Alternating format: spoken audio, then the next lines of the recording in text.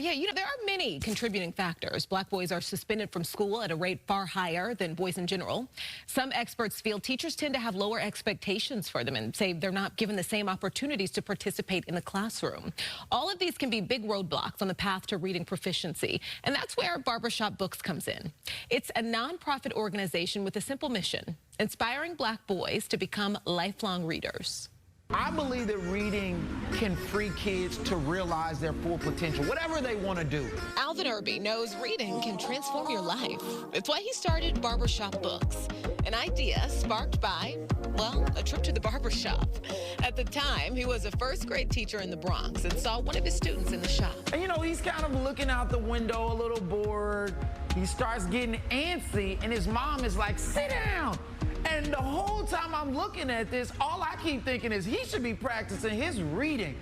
And I wished I had a children's book to give him. He didn't have a book, but it got him thinking. I was like, oh, man, someone should put, children's books in the barbershop so while kids are waiting, they have fun books to read. He decided to be that someone. And now there are children's books to read in barbershops all across the country, including neighborhood favorite L&D Barbershop in Compton. It's very great to see those kids just come in and just grab a book instead of just running around looking for the snacks. Reading is the key to all our knowledge. Michael Johnson cuts a lot of kids' hair and tells me the books have worked magic. When you see them like this on their phone, it's like, come on, hold your head up, and they're back on the phone, hold your head up. And it's with the books, they hold the book up, and they're just properly sitting, reading the book, and you can ask them questions about what's going on in the book, and it's just great. Even I noticed a young boy in the shop going right for the books. The beautiful thing about the Barbershop Books program is that all of our books are curated based on recommendations from boys. So the books that are in our barbershops are actually books that boys have told us that they actually enjoy reading. Irby says his goal is simple.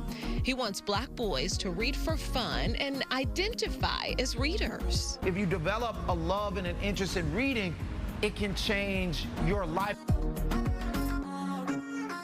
And if you want to help the organization out, there are many ways you can sponsor another local barbershop. You can volunteer or even just hit them up and recommend a book that your own kid loves so they can get it in their barbershops. Just go to barbershopbooks.org.